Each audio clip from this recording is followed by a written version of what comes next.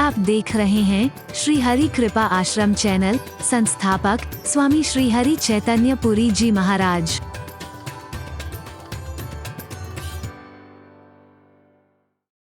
अनजाने में मन से ऐसा सोच करके, हालांकि हमारे सोचने से कुछ होने वाला नहीं है। मन से हम किसी की हिंसा कर देते हैं, कई बार वचन से हिंसा कर देते हैं, कुछ ऐसा बोल देते हैं कि आदमी मरे ना भी तो मरे जैसा हो जाता है, जड़वत हो जाता है, उसका कुछ करने को मन नहीं करता। ऐसा कुछ जबान से बोल देते हैं, उसका दिल टूट जाता है, उसकी खुशियां सारी गायब हो जाती हैं। कुछ ऐसा ही तो बोला था कि अहिल्या तुम कहते हो पत्थर की हो गई, मैं कहूं पत्थर ना भी हुई तो पत्थर जैसी तो हो ही जाएगी। किसी के चरित्र पर आप बेकार में लांछन लगाओ और वो आदमी सच्चरित्र हो, जब लांछन लगाओ तो क्या होगा बोलो? वो पत्थर जैसी हो गई है, जड़ की तरह हो गई है, उसका कुछ खाने को मन नहीं करता है, पीने को मन नहीं करता है, बोलने को मन नहीं करता है, कर्म करने को मन नहीं करता, किसी से आंख मिलाने को मन नहीं करता है। अलग हो गई है, बिल्कुल जड़वत हो गई है। राम जैसे महामानव आकर के, दिव्य पुरुष आकर के उन जड़ हो चुके जीवों में चैतन्यता जागृत करते हैं और फिर उन्हें जागृत करके समाज की मुख्य धारा से जोड़ते हैं। यही तो काम है, ये करते हैं मेरे परमात्मा, ये करते हैं मेरे संत, ये करते हैं मेरे महापुरुष। तो अवध का तात्पर्य है जहां किसी का वध न हो, न मन से, न वचन से, न कर्म से। कर्म से भी किसी का वध कर देते हैं, वचन से भी किसी का वध कर देते हैं। ऐसा कुछ बोलते हैं, आदमी को हार्ट अटैक हो गया, खत्म हो गया। हमने चाकू से नहीं मारा है, बंदूक से नहीं मारा है, डंडे से नहीं मारा है, किसी और चीज से नहीं मारा, लेकिन वाणी का, शस्त्र का घाव एक बार हो सकता है ठीक हो जाए, लेकिन वाणी का घाव तो कभी ठीक भी नहीं होता है। सोच करके बोला करो। बोलते तो बहुत हो कि वाणी एक अमोल है, जो कोई बोले बोल। वाणी एक अमोल है, जो कोई बोले बोल। ये तराजू तोल के तब मुख बाहर खोल। ये तराजू तोल के तब मुख बाहर खोल। वाणी एक अमोल है, जो कोई बोले बोल। वाणी एक, जो कोई बोले बोल। ये तराजू तोल के अब मुख बाहर खोल। ये तराजू तोल के अब मुख बाहर खोल। ऐसी वाणी बोलिए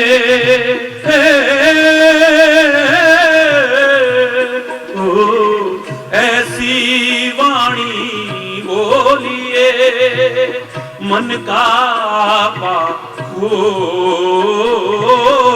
ऐसी वाणी बोलिए, मन का पाखो। औरन को शीतल करे, आप शीतल हो। औरन को शीतल करे, आप शीतल हो। वशीकरण एक मंत्र है, तू तज दे वचन कठोर। वशीकरण एक मंत्र है, तू तज दे वचन कठोर। मीठी वाणी बोलिए, सुख उपजे चहु। मीठी वाणी बोलिए, सुख उपजे चहु। हे कागा काको धन हरे, कागा हे कागा काको धन हरे, कोयल काको दे। कागा काको धन हरे, कोयल काको दे, एक मीठी वाणी बोल के जग अपना कर ले। ओ मीठी वाणी बोल के जग अपना कर ले। वाणी एक अमोल है, जो कोई बोले वो ये तराजू तोल के तब मुखबार खो।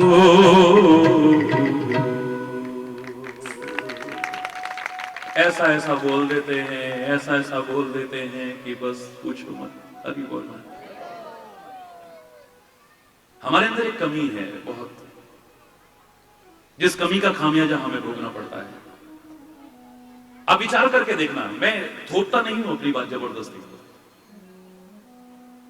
आपका दिल स्वीकार करेगा, दावे से कह रहा हूं। इसके अलावा आपके अशांति का, कलह कलेश का, दुखों का, परेशानियों का, विपदाओं का, रोगों का और कोई कारण हो तो मुझे बता देना। क्या गलती है? हमें जो देखना चाहिए हम वो नहीं देखते हैं। अरे बोल।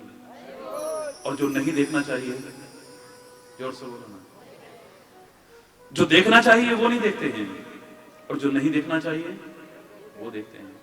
जिस तरीके से देखना चाहिए उस तरीके से नहीं देखते। आप यूं भी देख सकते हो, मेरे अच्छा नहीं लगेगा, यूं भी देख सकते हो, यूं नफरत करते हुए यूं भी देख सकते, बहुत तरीके से देखते हो। अरे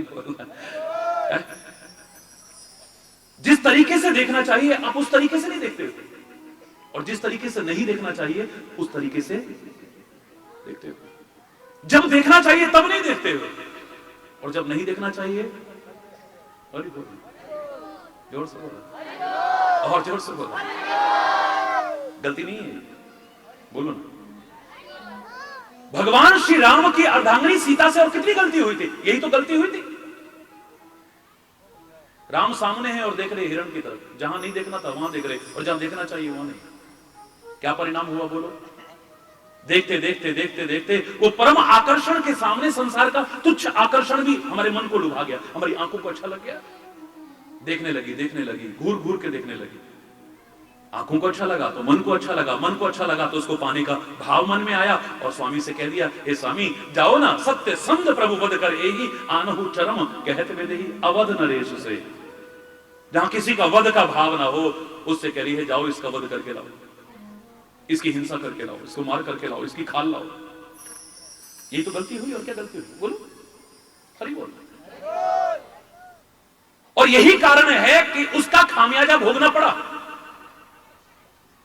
अपने स्वामी से दूर हो गई, प्रभु से दूर हो गई। और मैंने आपसे कहा था कि सीता को माध्यम बना करके प्रभु कहना चाहते हैं, ऐ संसार के जीव, मुझको छोड़ करके अगर संसार की तुच्छ चीजें भी तू पाना चाहे तुझे मिल सकती हैं, लेकिन सोने की खाल तो क्या, सोने की लंका में भी पहुंचा दूं, लेकिन मुझसे दूर होकर के तू सुखी नहीं रह सकता है।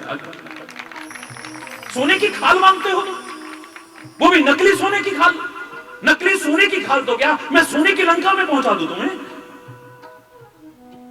लेकिन तुम सुखी नहीं होगे मुझसे दूर होकर के, मेरे से अलग होकर के तुम सुखी नहीं हो सकते हो।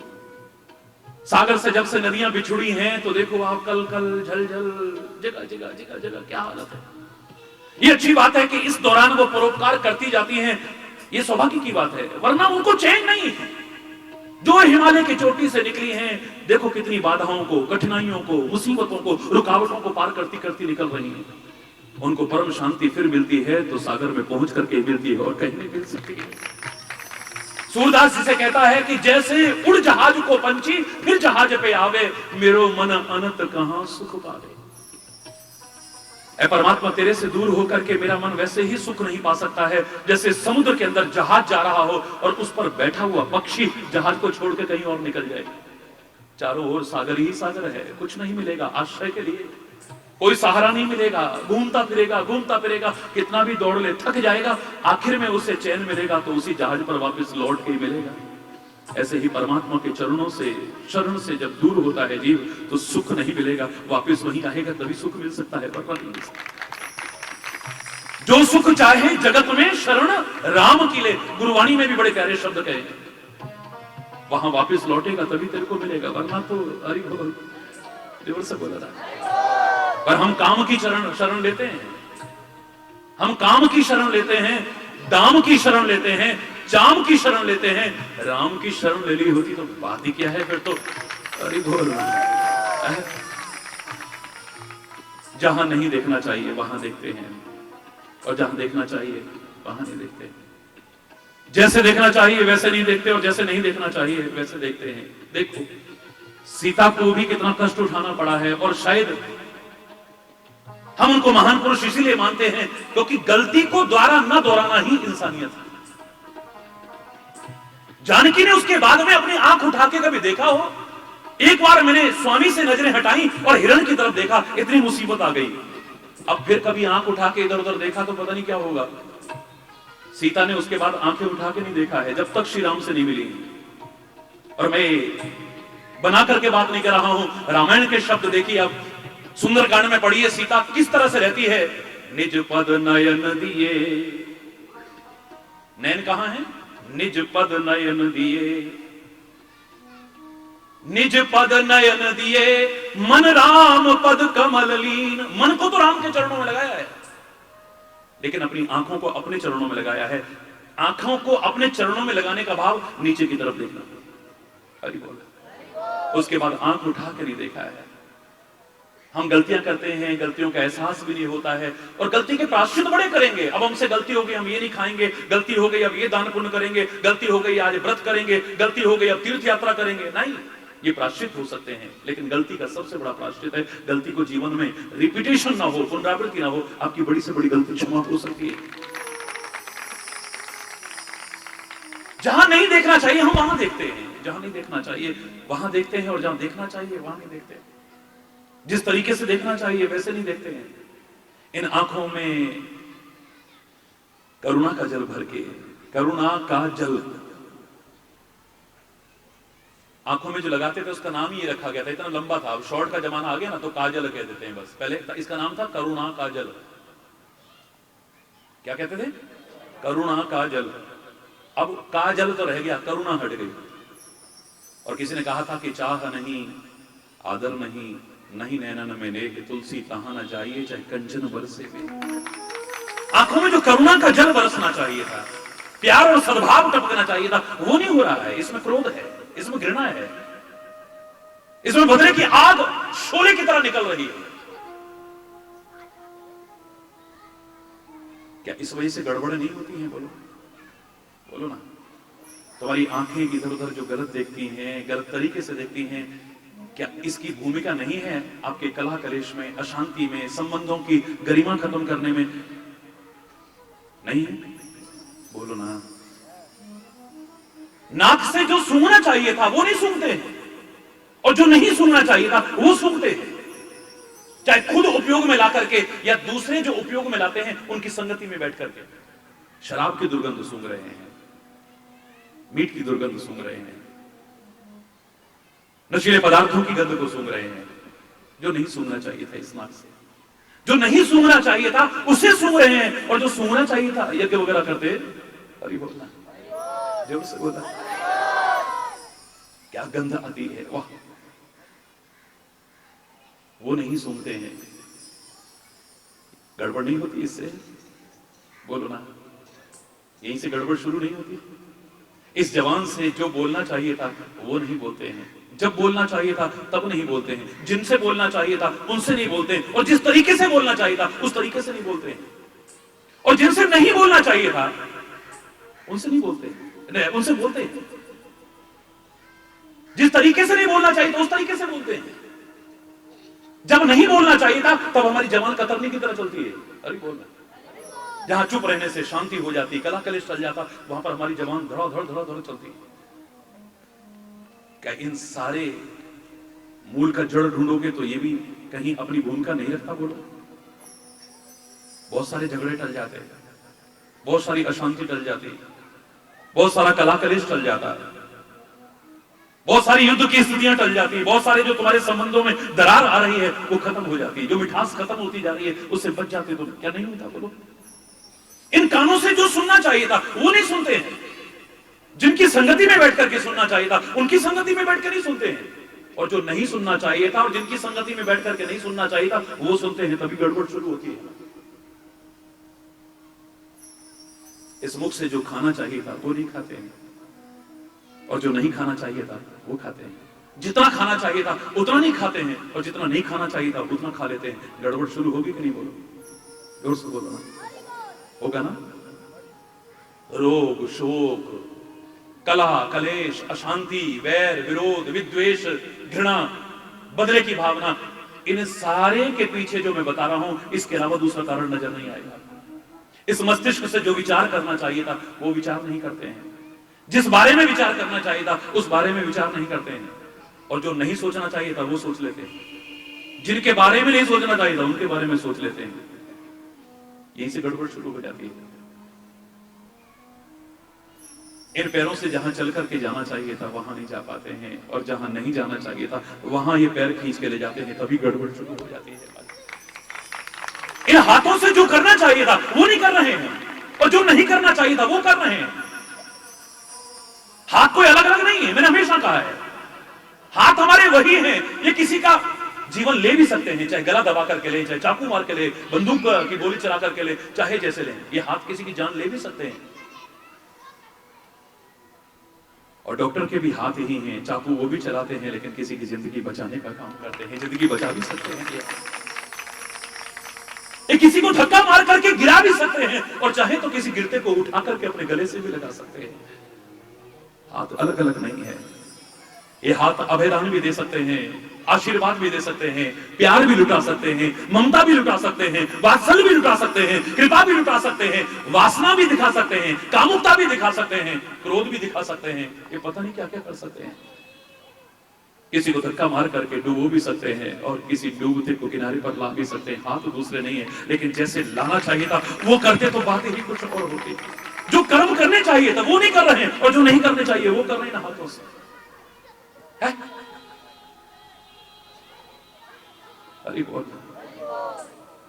हृदय में जो भावनाएं आनी चाहिए थी वो नहीं आ रही हैं, और जो नहीं आनी चाहिए थी वो आ रही है। जो आनी चाहिए थी वो नहीं आ रही हैं भावनाएं, और जो नहीं आनी चाहिए थी वो भावनाएं आ रही हैं, तभी तो गड़बड़ शुरू हो रही है। बोलो, घर टूट रहे हैं, परिवार टूट रहे हैं, समाज टूट रहा है, विभिन्न प्रकार की स्थितियां जो भयावनी हमारे सामने आ रही हैं, उसका सारा कारण यही है।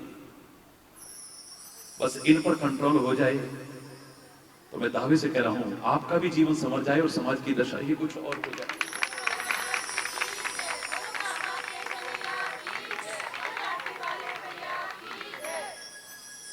इन पर नियंत्रण करना बहुत जरूरी है, इन आंखों पर कंट्रोल करना बहुत जरूरी है, इन कानों पर कंट्रोल करना बहुत जरूरी है, इस नासिका पर कंट्रोल करना बहुत जरूरी है, इस जबान पर कंट्रोल करना बहुत जरूरी है, इस मुख पर कंट्रोल करना बहुत जरूरी है, इन हाथों और पैरों पर, मन और मस्तिष्क पर, हृदय की भावनाओं पर कंट्रोल करना बहुत जरूरी है। और तुम तो सारा एक ही बात कह के बात ही खत्म कर दे, तो क्या करें, कंट्रोल नहीं होता। हरी बोलना, जोर से बोलना। ये सारे घोड़ों से उपमा दी है हमारे शास्त्रों ने, महापुरुषों ने। इन इंद्रियों की उपमा घोड़ों से दी है। घोड़े अगर हमारे कंट्रोल में होंगे ना तो यात्रा निर्विघ्न पूरी हो जाएगी, और घोड़े अगर तुम्हारे कंट्रोल में न रहे तो कब खड्डे और खाई में गिरा देंगे कुछ नहीं कह सकते, कुछ भी नहीं कह पाओगे आप। कब खड्डे में गिरा दे, कब खाई में गिरा दे, कब तुम्हारा पतन करा दे, कोई पता नहीं चलेगा। नियंत्रण हुआ तो बच जाओगे। अवधपुर क्या है, इसे खाली एक स्थान विशेष से जोड़ करके मत देखना। अवध में राम का प्राकट्य होता है, इसे संकीर्णता के दायरे में मत देखना। राम यानी परमात्मा, राम यानी धर्म। जो भी नाम तुम्हें अच्छा लगता है, जिस तरह से अच्छा लगता है, उसी को जोड़ लेना है। अवध यानी जहां पर किसी का वध ना हो, मन से, वचन से, कर्म से किसी प्रकार की हिंसा का भाव ना हो, चाहे वो कोई स्थान हो, चाहे तुम्हारा हृदय हो। अगर तुम ऐसा बना लो, मैं दावे से कह रहा हूं, आपके हृदय में ही राम प्रकट ना हो, वो परमात्मा प्रकट ना हो, तब कहना। राम को है सब जगह, लेकिन प्रकट करने का और कोई दूसरा तरीका है ही नहीं। राम ही केवल प्रेम प्यारा, जान ले हु जो जान निहार। अग जग में सब रहित विरागी, प्रेम ते प्रभु प्रगट ही जिमियागी। देश काल दिसी विद से उमाही, कहु सो कहां जहां प्रभु नाही। हरि व्यापक सर्वत्र समाना, पर प्रेम ते प्रगट मोहि में जान। उसको प्रकट करने का एक ही तरीका है, उसको पाने का एक ही तरीका है, और वो है प्यार। क्या है? जोर से बोलो ना, अरे जोर से बोलो ना। वैसे तो जहां नहीं कहना चाहिए वहां फट प्यार प्यार प्यार प्यार करने लगते हो, अरे बोलना। अगर वो सच्चा होता तो भगवान का रूप होता। Love is God and God is love. मामूली चीज नहीं है ये प्यार, बशर्ते कि वो विशुद्ध हो, बशर्ते कि वो निष्कपट हो, बशर्ते कि वो निस्वार्थ हो, बशर्ते कि वो निष्केवल हो। मैं कह रहा हूं ऐसा प्यार भगवान के रूप के अलावा और क्या हो सकता है? उस प्यार के बिना भगवान मिला भी नहीं है कभी। उस सच्चे प्यार के बिना भगवान किसी को मिलाओ, चाहे जप करे, चाहे तप करे, चाहे साधन करे, चाहे योग करे, कितना कुछ भी क्यों ना करे। उमा जोग जप दान तप पूजा व्रत और नेम, राम करई नहीं कृपा तस जस निष्केवल प्रेम। लाख कोशिश कर लेना और उतनी कृपा नहीं मिलेगी, वैसा नहीं मिलेगा जितना कि निष्केवल प्रेम से मिलेगा। वो पावन गुरुद्वारे में जाओ तो वहां भी यही आवाज आती है, जिन प्रेम कियो तिन ही प्रभु पायो, जिन प्रेम कियो तिन ही प्रभु। परमात्मा को किसी ने प्राप्त किया है, हालांकि वो अप्राप्त नहीं है, प्राप्ति की स्मृति और जागृति हुई है तो प्रेम के द्वारा हुई है, और किसी जरिए और तो तरीका ही नहीं है। लेकिन जिस प्रेम के जरिए होती है, जो अवध का प्रतीक है, जहां पर प्रेम के वश आकर के जगत पिता भी बेटा बनकर के आ जाता है। आप क्या सोचते हो, दशरथ और कौशल्या राम को बेटा बना सकते हैं? ना ना ना, उनकी क्या ताकत है? जगत पिता को बेटा कौन बना सकता है? नंद और यशोदा उसे बेटा बना सकते हैं, देवकी और वसुदेव उसे बेटा बना सकते हैं, उस परम पिता परमात्मा को? दुनिया में कोई ताकत नहीं है। जगत पिता को कौन बेटा बना सकता है? नंद यशोदा में तो ताकत नहीं है, लेकिन उनके प्यार में जरूर ताकत है कि जगत पिता को भी बेटा बना करके दिखा दे, गोदी में खिला करके दिखा दे। देवकी और वसुदेव में ताकत नहीं है, लेकिन देवकी और वसुदेव के प्यार में ताकत है कि उसे बेटा बना करके प्रकट कर दे। कौशल्या और दशरथ में ताकत नहीं है, लेकिन कौशल्या और दशरथ के प्यार में तो वो ताकत है कि राम को प्रकट करके दिखा दे, राम को बेटा बना करके दे, जगत पिता को बेटा बना करके दिखा दे। सारी दुनिया जिसके वश में है उसे भी वश में कर ले, वो प्यार ही हो सकता है, कोई और चीज नहीं हो सकती है। वो परमात्मा भी किसी के वश में है तो काहे के वश में है?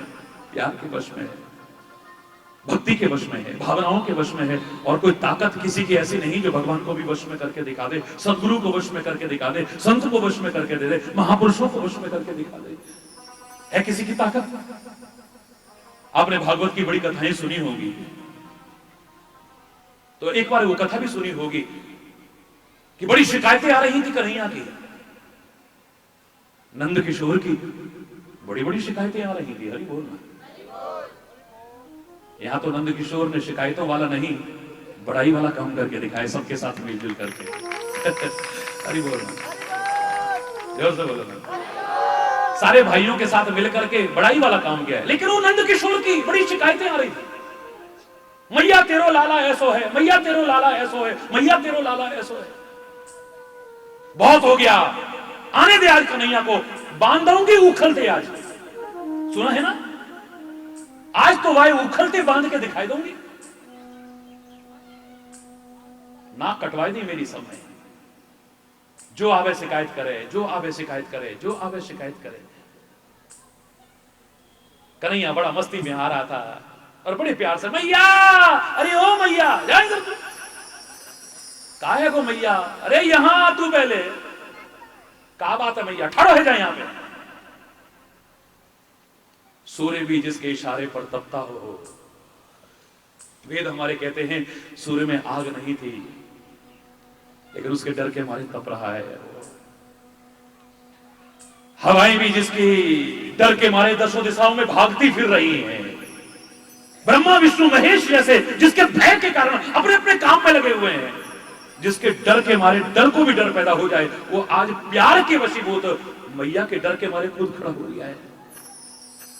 भ्रकुटी विलास सृष्टि लय हुई, जिसकी जरा सी भौं टेढ़ी हो जाए प्रलय आ जाए, जिसकी बंक भ्रकुटी के भय से सागर सप्त उबलते देखा, उनको ही यशोदा के भय से अश्रु बिंदु जल ढलते। आज आंखों से आंसू बहा रहा है। क्या बात है मैया, गुस्सा काहे क्यों कर रही है? कहा है गोए मैया, कहा है गोए, कहा है गोए? अरे जो आवे दारी की तेरी शिकायत लेके आवे, अब हाल बताऊं तो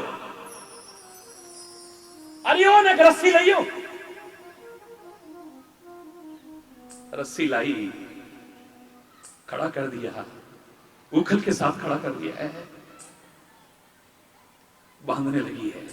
मैं कोरी कथा नहीं करता हूं, मैं तो उसका अर्क निकाल लूंगा, बस जूस निकाल लूंगा थोड़ा सा।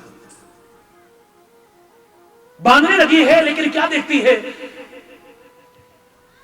2.5 अंगुल कम पड़ गई है रस्सी, कहीं 2 अंगुल, कहीं 2.5 अंगुल का वृत्तांत मिल रहा है।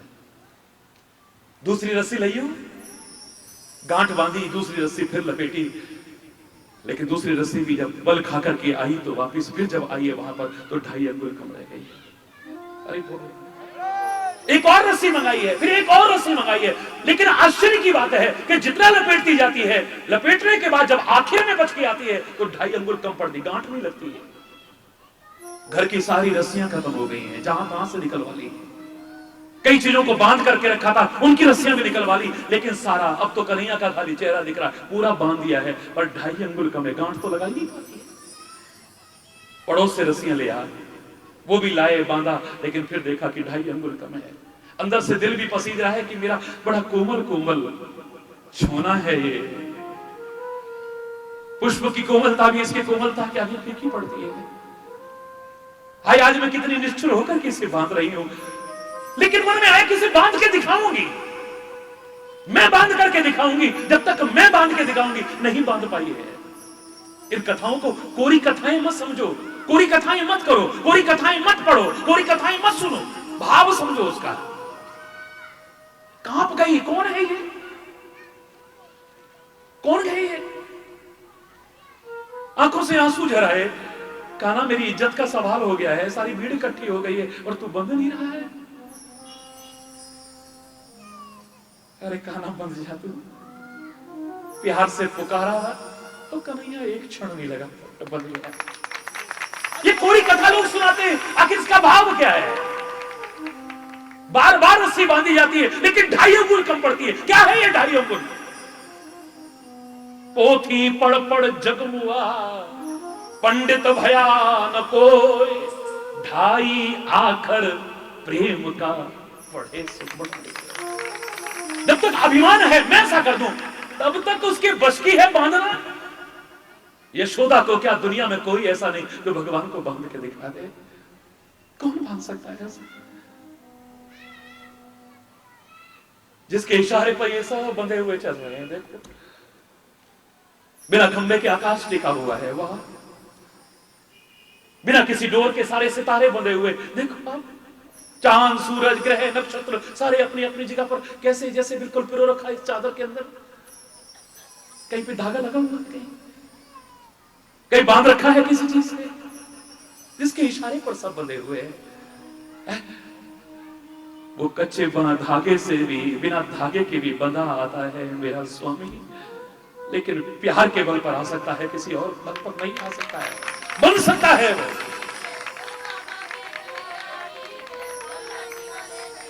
वो 2.5 अंगुल कम क्या था, अभी प्यार नहीं आया है। बस जैसे ही प्यार में आंखें छलकी है, हृदय में भाव जागृत हुआ है और हृदय से पुकारा है, कन्हैया बन जाता है। जोर से ऐसा है वो प्यार। ये प्यार मामूली चीज नहीं है, भगवान का रूप है। हमने तो प्यार को आज कलंकित करने की कोशिश की है, क्षमा चाहते हुए कहूंगा। प्यार को लज्जित करने की कोशिश की है, क्षमा चाहते हुए कहूंगा। प्यार को शर्मिंदा करने की कोशिश की है। क्षमा साहित्य को, जिस प्यार की दुनिया में कोई परिभाषा नहीं दे सका। हरि चैतन्य ने एक बार, मैं तो मूर्खता ही कहूंगा, मैंने भी मूर्खता की थी, 250 पन्ने रंग दिए, हिंदी में भी पुस्तक लिखी और इंग्लिश में भी ट्रांसलेट खुद कर दी कि इसके शब्दों का अर्थ का अनर्थ ना किया जाए, इधर से उधर खुद ही लिख दिया। 250 पन्ने रंगे, और अभिमान से नहीं कह रहा हूं, ईश्वर की कृपा से जहां तक लोगों ने प्रेम के बारे में लिखा उससे कहीं आगे लिखने की कोशिश की है। लेकिन आखिर में 250 पन्ने लिखने के बाद हरि चैतन्य भी मजबूर होकर यही लिख पाया कि लव हैज नो डेफिनेशन, प्यार की कोई परिभाषा नहीं है। परिभाषा सीमित दायरे में बांध ही नहीं सकते हैं प्यार को। दुनिया में किसी की ताकत नहीं है जो शब्दों के मकर जाले में उसे बांध सके, सीमित दायरे में बांध सके, सीमित परिभाषा में बांध सके प्यार को। जैसे धर्म की कोई सीमित परिभाषा नहीं दी जा सकती है, परमात्मा की कोई सीमित परिभाषा नहीं दी जा सकती है, ऐसे प्यार की भी दुनिया में कोई ऐसा पैदा नहीं हुआ जो सीमित शब्दों में परिभाषा देने के सामर्थ्य रखा हो। जैसे धर्म के लक्षण बताए जा सकते हैं, धर्म की विशेषताएं बताई जा सकती हैं, ऐसे ही प्यार के लक्षण बताए जा सकते हैं, प्यार की विशेषताएं बताई जा सकती हैं, प्यार की परिभाषा नहीं दी जा सकती है। हरि बोल। परमात्मा का स्वरूप हो जो प्यार, उस प्यार को हमने गाजर मूली समझ लिया है। शायद आपके इस व्यवहार को देख करके कई कवियों को मजबूर होकर लिखना पड़ा था, अरे प्रेम न बाड़ी उपजे, प्रेम न हाट बिकाय। ये बाड़ी में पैदा होने वाली सब्जी नहीं है ऐ संसार के लोगों, चाहे जो पैदा कर ले इसको। प्यार प्यार प्यार प्यार कहने वालों जरा सोचना, प्रेम न बाड़ी उपजे, प्रेम न हाट बिकाय। राजा प्रजा जो चाहे धरे शीश बेच, ये तो घर है प्रेम का, खाला का घर नहीं। खाला माने मौसी, खाला जान कहते ना, ये मौसी का घर नहीं है। मौसी का तात्पर्य पहले क्या था, मां जैसी। अब तो मां जैसी है या नहीं तुम ज्यादा जानते हो। पंजाबी में तो और भी बड़े प्यार से कहते हैं मां सी, मां जैसी है बिल्कुल। पर हरि बोल, आज कौन किसी को देख के खुश है? बहन बहन को देख करके खुश नहीं है, भाई भाई को देख करके खुश नहीं है, एक दूसरे को देख करके खुश नहीं है। मैंने तो हमेशा कहा, आज आदमी अपने अभाव से इतना दुखी नहीं है जितना किसी के बढ़ते हुए प्रभाव को देख करके दुखी हो रहा है। ये तरक्की क्यों कर रहा है, ये आगे बढ़ क्यों रहा है, ये फल फूल क्यों रहा है? इतने भाव शून्य हो गए हैं हम लोग, किसी का दुख हमें दुखी करता ही नहीं है, किसी के सुख से हम खुश होते ही नहीं है। इतने ओछे हो गए हैं, क्योंकि किसी को बढ़ते देख करके ओछा आदमी खुश नहीं होता है कभी। किसी को तरक्की करते देख करके ओछे दिल का आदमी कभी खुश नहीं हो सकता है। उदार हृदय का व्यक्ति ही प्रसन्न हो सकता है। सागर कितना विशाल है, गंभीर रहता है, शांत रहता है, उछलता है, लेकिन कब उछलता है जानते हो? जैसे जैसे चंद्रमा की कलाएं बढ़ती हैं उनमें टाइड्स आने लगती हैं, जिसे ज्वार भाटा कहते हो। समुद्र के अंदर वो टाइड्स उतनी बढ़ती जाएंगी, जितनी चंद्रमा की कलाएं बढ़ेंगी उतनी उनकी वेग बढ़ता जाएगा, उतना समुद्र के अंदर उछाल आएगी। मुझे लगता है समुद्र प्रसन्न होकर के, खुश होकर के उछल रहा है, नाच रहा है, मस्त होकर के उछल रहा है। क्यों? सामने किसी को बढ़ते हुए देख रहा है, चंद्रमा की कलाओं को बढ़ते देख रहा है। मेरे मन में भाव आया, किसी को बढ़ते देख करके खुश कौन हो सकता है, खुश होकर के कौन उछल सकता है? जो सागर जैसा विशाल हृदय का व्यक्ति होगा, दूसरा नहीं हो सकता है। आज तो अधिकांशतः आप दुखी क्यों हैं? बोले आप सुखी हैं इसलिए। अनेक दुख वैसे हैं, लेकिन एक दुख हमारा क्या है, तू क्यों बढ़ रहा है, तू क्यों तरक्की कर रहा है, तू सुखी क्यों है? ये भी एक मेरे दुख का कारण बना हुआ है। हरि बोल। भाई भाई को देख करके बढ़ते खुश नहीं, ये है, ये तो घर है प्रेम का, खाला का घर है। आज कैसी हो गई हो मौसी, मासी, लेकिन पहले मां जैसी थी बिल्कुल। जैसे मां के घर में आदमी स्वतंत्र होकर रहता था, निश्चिंत होकर रहता था, मस्त होकर के रहता था, बिल्कुल ऐसे ही वहां रहता था। उन्होंने कहा ये खाला का घर नहीं है, ये प्रेम का घर है, इसे तो मजाक मत समझो, ये बाड़ी में सब्जी पैदा होने वाली सब्जी नहीं है, ये हाट में बिकने वाला सौदा नहीं है। इस गली में जो रखे पहले चले, पहले अपनी गर्दन को, यानी गर्दन के अंदर जो अकड़ है या ऊपर सिर में जो गंदगी भरी है, इसे निकाल के फेंकोगे तब प्रेम की गली में प्रवेश कर पाओगे। जब तक तुम्हारे अंदर अभिमान है तब तक प्रेम नहीं आ सकता है। जब मैं था तब हरि नहीं, हरि भी तो प्रेम स्वरूप है ना। अब हरि है, मैं नहीं, मैं नहीं है, वहां पर अकड़ नहीं है कहीं। पूरी तरह से समा दिया है तेरी मर्जी में, तेरी मर्जी के हम है गुलाम। तो खुशी दे या गम, तेरे प्यार की कसम है मंजूर हमें, तो जो भी दे। अपना मन है ही नहीं है, मन परमात्मा की अमानत है, या तो उसको सौंप दिया है या मन शून्य हो गए हैं। किसने कहा संसार में अमन चैन कैसे आ सकता है? मैंने कहा जब तक मन है तब तक अमन नहीं आ सकता है। अमन में बता रहा है कि जो मन रहित अमन हो जाए, यानी मन रहित हो जाए, तभी अमन चैन आ सकता है। मेरा मन ये है, मेरा मन ये है। जब मन के अनुसार चलते हो तब तक आत्मा के अनुसार चलो, फिर देखो अमन चैन होगा, शांति होगी। जब तक मन के इन्हीं के अंदर बंधे हुए हैं हम, तब तक नहीं है। मन की दृष्टि से देखता है, आंख तो है ही नहीं। धृतराष्ट्र की आंखें नहीं है, आंखों से तो अंधा है ही, लेकिन मुझे लगता है कि वैसे भी अंधा हो चुका है। जो अपने औलाद के बुरे कर्मों पर भी दृष्टि न रखे, वो आंख होते हुए भी अंधा है। अपनी औलाद को ध्यान से संभाल के न रख सके, मेरे को लगता है कि वो आंख होते हुए भी अंधा है। मेरी औलाद किस दिशा में जा रही है, जिसका ध्यान ही नहीं है इस बात पर, मुझे लगता है वो आंख होते भी, जोर से बोलो ना, जो अपने औलाद के कर्मों पर निगाह न रखे, वो माँ बाप भी आंख होते अंधे हैं। जो अपने शिष्य के जीवन पर निगाह न दौड़ाए, मैं कह रहा हूं वो गुरु आंख होते हुए भी अंधा कहलाने का अधिकारी है। और जो कान होते हुए भी गुरु का संदेश न सुने, माँ बाप का मार्गदर्शन न सुने, बड़ों की आज्ञा न माने, मैं कह रहा हूं कान होते हुए बहरा है वो, चाहे वो औलाद हो चाहे शिष्य हो। और बोलना ये आंखें तो है ही नहीं धृतराष्ट्र की, लेकिन लगता है कि वो आंखें भी नहीं है, अंधा है बिल्कुल। किसी ने पूछा धृतराष्ट्र तुम जानते हो तुम्हारे बेटों ने लाक्षागृह में अपने भाइयों को जलाने की कोशिश की है, क्या ये अच्छी बात है? उनका हक छीन करके बैठे हुए हैं और 1 इंच जमीन देने को तैयार नहीं है, क्या ये अच्छी बात है? उनको जंगलों में भटकने के लिए छोड़ा हुआ है, क्या ये अच्छी बात है? उनको बार बार पीड़ित करते हैं और युद्ध के लिए तत्पर करते हैं भाइयों को, क्या ये अच्छी बात है? वो कहता है मैं जानता हूं ये अच्छी बात नहीं, पर क्या करूं, मेरा मन नहीं मानता है।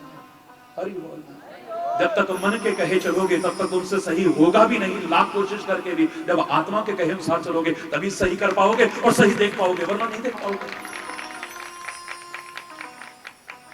ये मन ही है जो तुम्हें कुमार्ग पर भी ले जाता है, ये मन ही है जो सुमार्ग पर भी ले जाता है। अगर ये मन तुम्हारे नियंत्रण में है तो इससे बराबर तुम्हारा बड़ा दोस्त और दुनिया में कोई नहीं है, और अगर तुम्हारे कंट्रोल में नहीं है तो इससे बड़ा दुश्मन तुम्हारा कोई नहीं है। ये तुम्हारे जीवन का उत्थान भी करा सकता है और पतन भी करा सकता है मेरे प्यारे बच्चों। इसलिए मैंने हमेशा कहा था कि अगर चलना है तो आत्मा के कहे से चलना, और न समझ पाओ तो किसी सच्चे महात्मा के कहे पर चलना। और महात्मा पर किसी पर विश्वास न हो, किसी ढोंगी पाखंडी और अंधविश्वास को बढ़ावा देने वाले ने अगर आपकी श्रद्धा को आहत किया है तो घबराओ मत, उस परमात्मा में भी मां है, उस परमात्मा को पुकारना, उससे प्रार्थना करना, वो राह दिखाएगा तुम्हें, वो तुम्हें राह दिखाएगा, तुम चलोगे, सफलता तुम्हारे कदम चूमेगी, चाहे किसी भी क्षेत्र में चलो। लेकिन मन के कहे पर चल करके तुम्हें सफलता मिलेगी, मुझे नहीं लगता है। ये मन को तो बहुत कुछ अच्छा लगता है, लेकिन तुम्हारे जीवन के लिए अच्छा है या नहीं तुम नहीं जानते हो। तुम्हारे मन को तो बहुत कुछ लुभाता है, लेकिन तुम्हारे जीवन के लिए हितकर है या नहीं तुम नहीं जानते हो। ये मन तो बहुत चीजों की तरफ खिंचा हुआ जाता है, लेकिन वहां पहुंच करके तुम्हारे जीवन का भला होगा या नहीं ये तुम नहीं जानते हो। आत्मा से पूछना, किसी महात्मा से पूछना या प्रभु से प्रार्थना करना कि हमें राह दिखा दो, और उस राह पर खाली देखना मत, चलने की कोशिश करना, तुम्हारे जीवन का कल्याण हो जाएगा। लेकिन मैं जो कह रहा था कि अवधपुरी बनाना अपने जीवन को, अगर तुम चाहो कि इसमें परमात्मा प्रकट हो, परमात्मा का निवास हो, बनाना पड़ेगा, इसे अवधपुरी बनाना पड़ेगा। और अवधपुरी काहे का प्रतीक है? प्यार का प्रतीक है। दशरथ और कौशल्या ने खाली तपस्या नहीं की है, तपस्या तो बहुतों ने की होगी, लेकिन भगवान नहीं मिले हैं। किसी को राज्य मिल गया है, किसी को शक्ति मिल गई है, किसी को वरदान विभिन्न प्रकार के मिल गए, लेकिन भगवान हरि बोल रहा। तपस्या के साथ प्यार भी जुड़ा था, तो उस प्यार और भावनाओं के परिणाम स्वरूप परमात्मा को भी प्राप्त करके दिखा दिया है। जगत पिता को बेटा बना करके दिखा दिया है, सारी दुनिया के मालिक को अपनी गोदी में खिला करके दिखा दिया है, अवध में प्रकट करा के दिखा दिया है। जन्म और मृत्यु से जो परे है उसे भी पैदा करके दिखा दिया है। हरि बोल। तुम भी कर सकते हो, असंभव तो नहीं है। जोर से बोलो ना, और जोर से बोलो ना, असंभव तो नहीं है, लेकिन इसके लिए आवश्यकता है खाली प्यार की, और उस प्यार का ही अभाव होता जा रहा है आज। भगवान से तो क्या प्यार करेंगे, हम आपस में प्यार नहीं कर पा रहे हैं। बोलो ना, कर पा रहे हैं हम? भाई भाई का प्यार है, पति पत्नी का प्यार है, माँ बाप बच्चों का प्यार है, गुरु शिष्य का प्यार है। हरि बोल, जोर से बोलो। जिस प्यार के मार्ग पर चलना था वो प्यार ही आज वासना में संबंधों को प्यार समझ बैठे हैं। आज हम स्वार्थ में संबंधों को प्यार समझ बैठे हैं।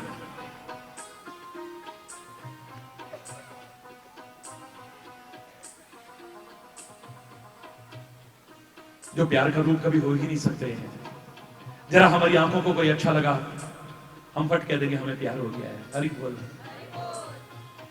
जब आंखों को अच्छा नहीं लगेगा तब क्या होगा? रूप तो हमेशा रहने वाला नहीं है ना। जब उसका रूप नहीं रहेगा, किसी कारण से चला गया तो क्या होगा? बोलो। किसी की आवाज अच्छी लगती है, बड़ा प्यार हो गया, लेकिन आवाज ना रही तो क्या होगा? जो किसी वजह से प्यार है, अगर वो वजह खत्म होगी तो हमारा प्यार भी कब खत्म हो जाएगा कोई पता नहीं चलता है। इस वजह से अच्छा लग रहा है ना, और वो वजह खत्म हो गई तो अरे बोल रहा है। लगाव को हम प्यार समझ बैठते हैं, आसक्ति को प्यार समझ बैठते हैं। साथ रहते रहते लगाव हो जाता है ना, हम उसी को प्यार कह बैठते हैं।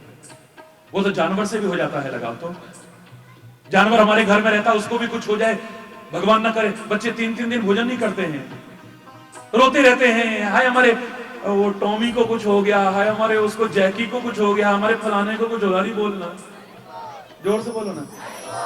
लगाव हो गया है ना, आसक्ति हो गई है। इस लगाव को, आसक्ति को तो प्यार तो नहीं कह सकते हो। प्यार का हो गया इसे। स्वार्थ में संबंधों को प्यार कहते हो, और जब तुम्हारा स्वार्थ पूरा नहीं हो, पता लग जाएगा कितना प्यार है तुम्हारा। जरा तुम्हारे स्वार्थ में बाधा पड़े, प्यार कब दुश्मनी में बदल जाएगा तो कुछ कह नहीं सकता है।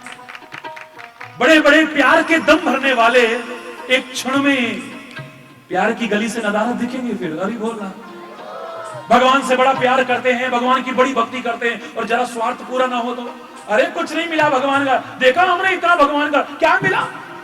हमारा तो ये काम भी पूरा नहीं हुआ, हमारा तो ये, कल तक भगवान भगवान भगवान भगवान हो रही थी, आज अरे बोलना, आज तो बड़ी बड़ी फोटोएं ला ला के लगा रहे थे, मूर्तियां ला ला के लगा रहे थे, और कल को हटाने में लग जाए तो अरे बोलना, जोर से बोलो ना, पता नहीं चलेगा कब हट जाएंगी वहां से। जिसको देखे बिना नहीं रह पाते थे, अब उसकी तरफ देखने को भी मन करेगा कि नहीं, भगवान जाने। जिसको अपने से कभी दूर करने को मन करता हो, अब नजदीक भी लाने को मन करेगा, भगवान जाने। अरे बोलना है?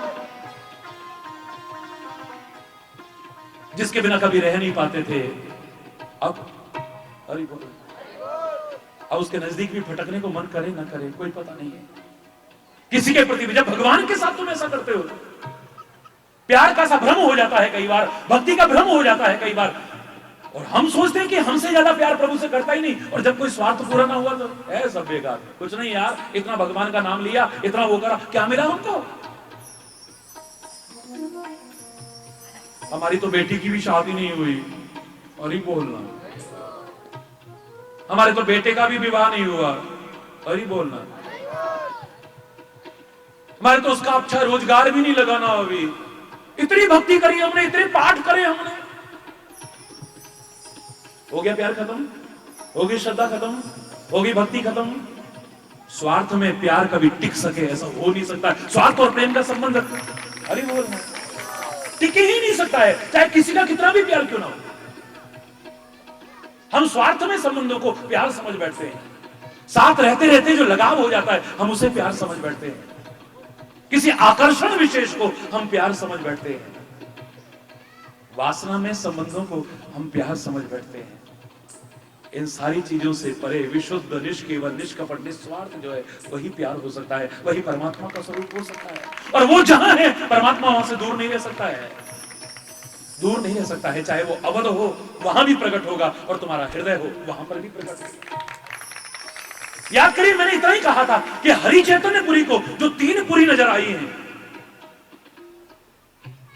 अवधपुरी, जनकपुरी, लंकापुरी, बताऊंगा आपको क्या है अवधपुरी, क्या है जनकपुरी और क्या है लंकापुरी। पर इतना जरूर कह दूं, अपने जीवन को अवधपुरी बनाने की कोशिश करना। अवधपुरी ना बना सको तो जनकपुरी जरूर बना लेना, और अवधपुरी और जनकपुरी दोनों ना बना सको तो कम से कम अपने जीवन को लंकापुरी बनाने की कोशिश करना। अवध में राम प्राकट्य होता है, प्रकट होते हैं श्री राम। तुम्हारे हृदय में परमात्मा का प्राकट्य होगा, तुम्हारे हृदय में विराजमान होगा परमात्मा। और मैं दावे से कह रहा हूं, जिस हृदय में परमात्मा का प्राकट्य हो वहां पर दुख रह जाए, शोक रह जाए, भय रह जाए, ग्लानि रह जाए, वैर विरोध रह जाए, अशांति रह जाए, ऐसा हो ही नहीं सकता है। परमात्मा को दूर जब तक किया है तभी तक ये सब कुछ है। ये दिल को जो स्टोर बना रखा है, हर एक को जगह दे रखी है, तभी तक ये सब है। जहां सूर्य की किरणें आ जाएंगी वहां अंधकार टिकेगा, जहां परमात्मा का प्रवेश होगा वहां पर दुख, रोग, शोक, भय, अज्ञान इत्यादि अंधकार के कारण टिकेंगे? मुझे नहीं लगता है, नहीं टिक पाएंगे। हर हाल में संतों महापुरुषों में वो मस्ती, वो सुरूर, वो शांति, वो सद्भाव, वो प्रेम कहां से आ जाता है? परमात्मा को साथ रखते हैं ना तो ये सब चीजें अपने आप साथ आ जाती है। जहां प्रभु आएंगे वहां सब कुछ आ जाएगा और तुम सब कुछ पा लेना। प्रभु ना आए तो हम अधिकांशता क्या करते हैं, हमें ये मिल जाए, हमें वो मिल जाए, हमें ये मिल जाए, हमें वो मिल जाए। वो मिल जाए कभी नहीं कहा, अरे बोल। वस्तु पाना चाहते हैं, पदार्थ पाना चाहते हैं, वैभव पाना चाहते हैं, मान सम्मान पाना चाहते हैं, धन संपत्ति पाना चाहते हैं, ये पाना चाहते हैं, वो पाना चाहते हैं। मैं कह रहा हूं अगर उस परमात्मा को ही पाना चाहो तो बाकी सब कुछ अपने आप मिल जाएगा, तुम्हें रहेगा नहीं कुछ भी।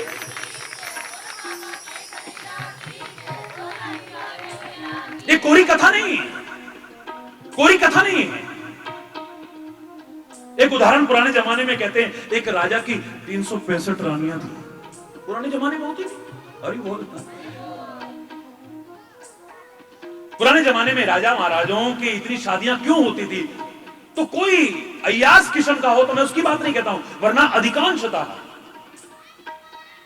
भोग विलास के लिए इतनी शादियां नहीं होती थी। इतिहास कहता है वो विवाह क्यों करते थे? अपने राज्य को सुरक्षित रखने के लिए। जिस देश की कन्या के साथ हमारा विवाह होगा, कभी भगवान न करे युद्ध होगा, वो देश हमारे साथ रहेगा, कम से कम हमारे विरुद्ध तो खड़ा नहीं होगा। ये कारण होता था। 365। एक बार राजा विदेश जाने लगा, सारी रानियों को बुलाया और बुला करके कहने लगा, बताओ मैं विदेश जा रहा हूं, तुम्हारे लिए क्या लेके आऊं? हरि बोलना, जोर से बोलो और जोर से बोलो। आंखों से तो सबके आंसू बह रहे थे, लेकिन फलाने देश की क्या क्या चीज पसंद है पहले से जानकारी ले ली थी सबने। अरे बोलना, ऐसा करो अपनी अपनी पर्ची लिख करके दे दो, अपनी अपनी पर्ची लिख करके दे दो मंत्री को, जब मैं लौटूंगा तो तुम्हारा सामान लेकर के आऊंगा। सब रानियों ने अपनी अपनी पर्ची लिख करके दे दी, मंत्री के पास संभाल करके रख दी गई। राजा विदेश के प्रवास में जितने दिन रहना था रहा, जब जाने लगा उसे याद आया मैंने रानियों से कहा था कि जो सामान तुम मंगाना चाहो वो मंगा लो अपनी अपनी पसंद का। तो सबने पर्चियां लिख के दी थी। मंत्री कहां है वो पर्चियां? महाराज ये रही। फलानी रानी ने ये मंगाया है, ये ले आओ, फलानी ने ये मंगाया है, ये ले आओ, फलानी ने ये मंगाया, वो ले आओ, फलानी ने ये मंगाया, ये ले आओ, फलानी ने ये मंगाया, ये ले आओ, फलानी ने ये मंगाया। 364 गिनी तो पर्चियां निकली, 65 थी नहीं, एक पर्ची नहीं थी उसमें।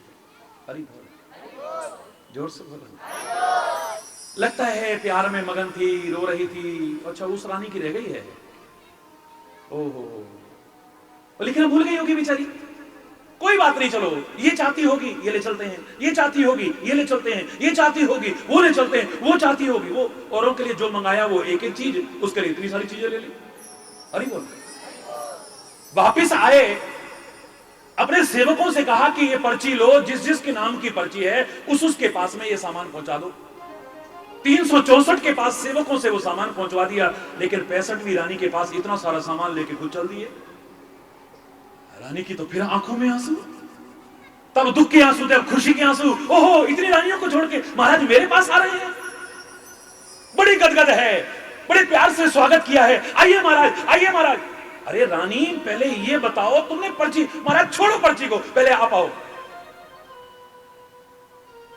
दासी बोली, रानी क्या लाऊं महाराज? तुम नहीं, मैं अपने हाथ से लाऊंगी। ये सेवा का अवसर कहां मिलता है?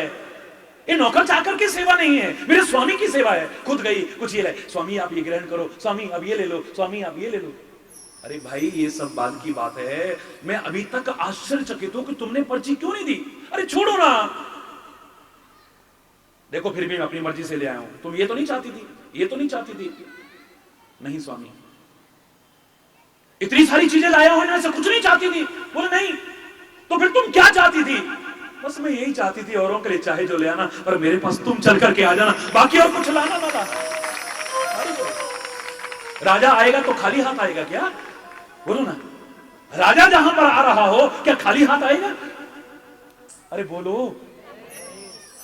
अरे राजा आ रहा है, इतना बड़ा राजा, खाली हाथ नहीं आएगा। तुम मांग करके भी बहुत कुछ से वंचित रह जाओगे, सब कुछ नहीं मांग पाओगे। और अगर तुमने ना मांगा, उसको मांग लिया, तो तुम्हें सब कुछ अपने आप मिल जाएगा। एक भक्त कभी नहीं कहता मुझे ये दे दो, मुझे ये दे दो, मुझे ये दे दो। वो कहता है बस तू मेरे को मिल जाए, बाकी कुछ मिले ना मिले, अरे बोलना, तू मिल जाए बस। ये सब कुछ अपना बना के देख लिया, लेकिन वो चैन, सुकून, शांति हासिल नहीं हुई है। कितनी संपत्ति आ गई, लेकिन सुख और आनंद नहीं मिला है। लोग एक संतान के लिए तरसते हैं, किसी किसी के घर में कितनी कितनी संतानें हैं, लेकिन वो सुखी हो कोई गारंटी नहीं है। कितने लोग कहते देखे हैं, ये तो न होती तो अच्छा था, ये तो होते मर जाती तो अच्छा। इतना दुखी कर रखा है महाराज। भगवान करे सबको सब कुछ मिले, लेकिन सब कुछ पाया, लेकिन उससे दूर हो गए, तो सोच लेना कि सब कुछ पाकर के भी तुमने सब कुछ खो दिया है। लेकिन उसे अगर पाने की राह पर चले हो, उसे पा लिया है, और कुछ ना भी मिले तो सब कुछ पा जाओगे अपने आप। भगवान दूर हो जाएं तो सोने की लंका भी मिल जाए, सीता सुखी होगी, कोई गारंटी नहीं है। लेकिन भगवान साथ हो तो जनकपुर में इतने सुखों के बीच रहने वाली, अवध के इतने सुखों को त्याग करके आने वाली, चित्र में बंदर तक को देख करके डरने वाली, जंगल में, भयानक जंगल में भी श्री राम के साथ कितना सुख और आनंद लेती है। इतिहास उठा करके देखो,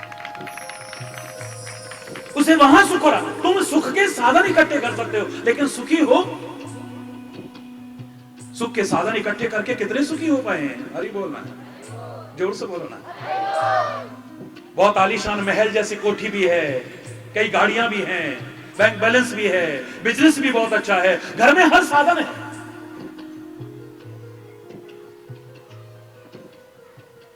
बढ़िया से बढ़िया टीवी है, फ्रिज है, फलाना है, एसी है, ये है, वो, जितनी फैसिलिटीज हो सकती हैं, सारी की सारी सुविधाएं हैं।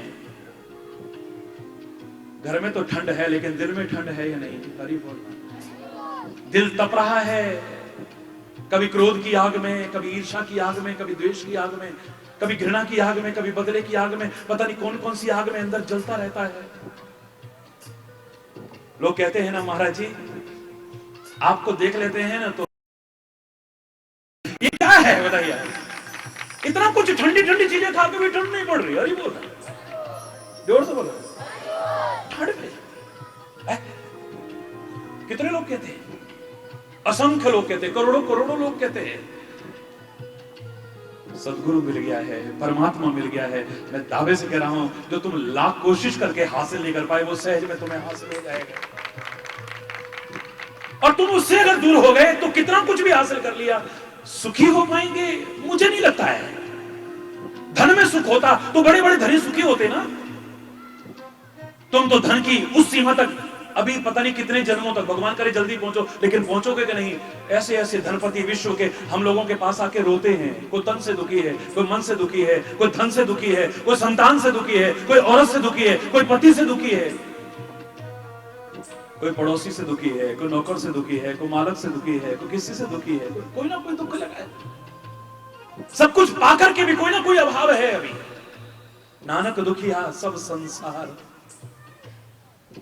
लाख ढूंढ करके देख लिया और अंत में यही निकला, सो सुखी है जो नाम आधार।